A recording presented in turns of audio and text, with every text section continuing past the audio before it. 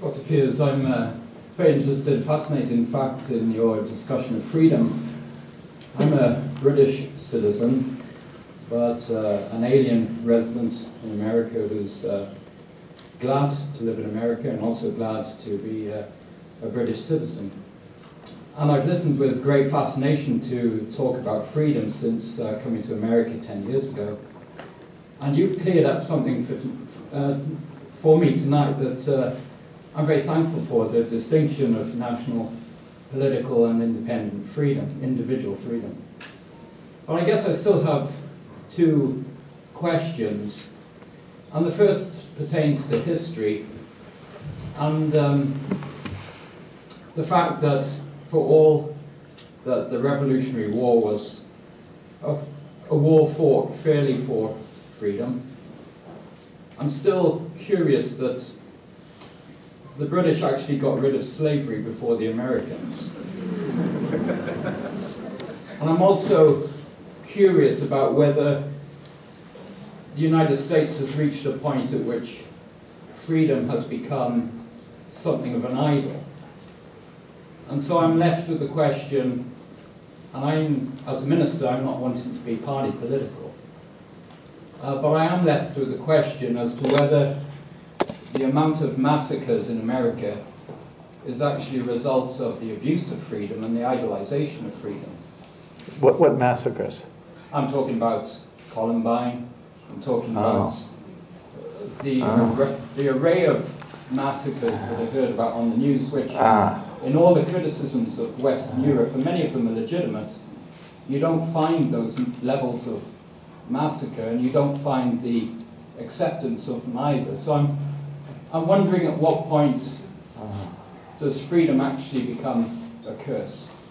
So for instance, just give one more example.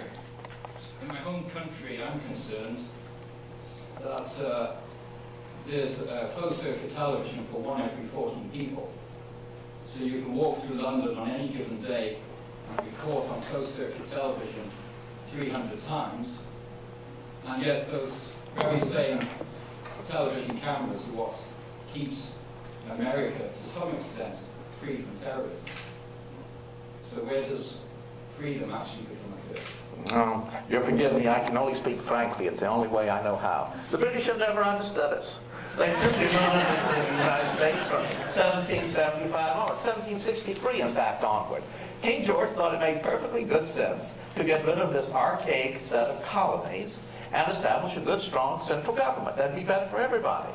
And certainly the Americans should pay their fair share of the debt incurred by the French and Indian War, correct? And certainly the Americans should understand that you didn't have to be represented geographically in Parliament. Still don't have to be, I think, represented geographically. Surely we should understand that Parliament would rule for the best of us.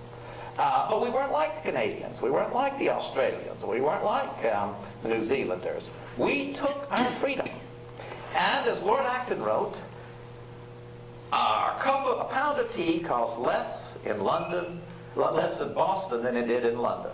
No people was more lightly taxed than the Americans. But they rose up for the word of freedom. Freedom can never become trivialized or an idol. It is the dearest of all human qualities. The revolution was fought for the idea that liberty is the end in itself. It is not a means to an end.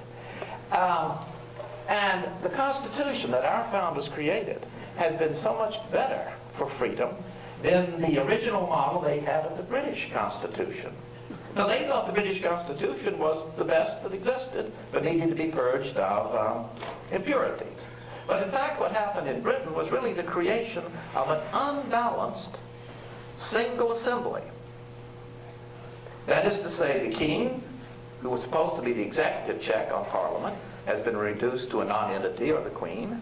The House of Lords had its power taken away from it. It's no longer a check. And you have nothing but a Parliament running around. So thus, when Clement Attlee becomes Prime Minister, Parliament can just abolish, nationalize, railroads, whatever it wants to do. So Britain has never understood us. I think our freedom is a very dear thing. And that's my answer.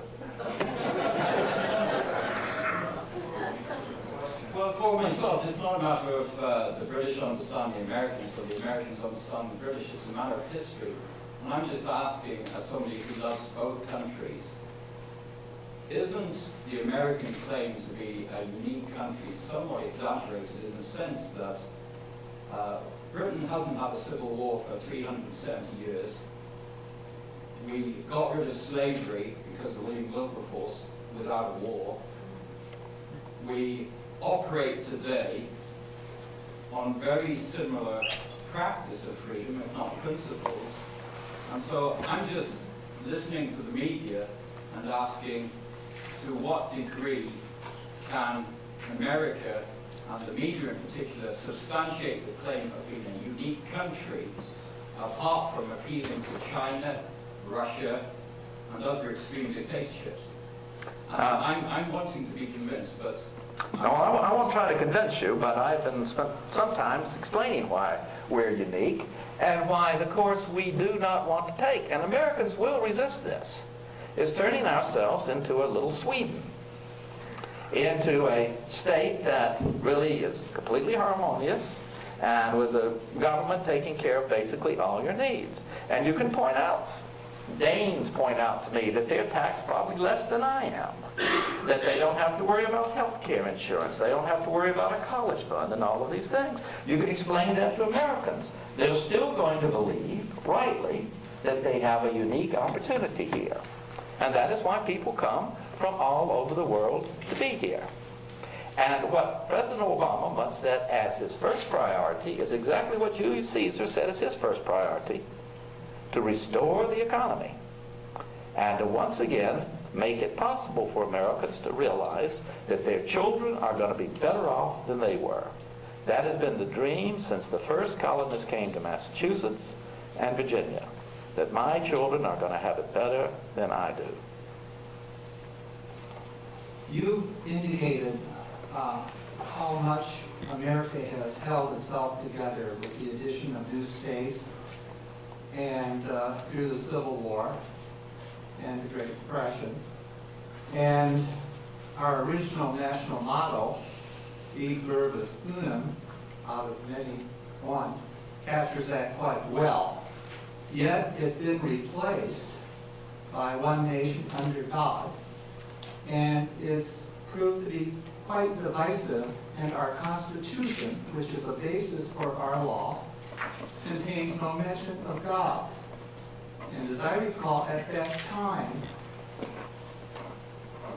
Americans were not that much into God. So I would appreciate your comments. Well, that's a very good question. But you know, some of the fieriest proponents of freedom were ministers. And the Revolutionary War sermons invoked the Old Testament again and again, and God would raise up his arm and smite the British.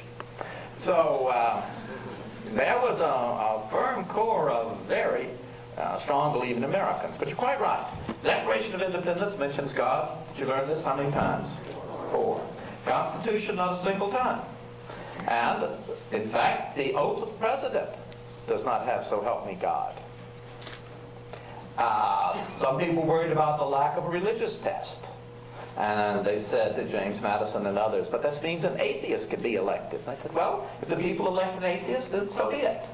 This was because this was to be a government of men and women, ultimately. A government of men. And one in which the law ruled these men.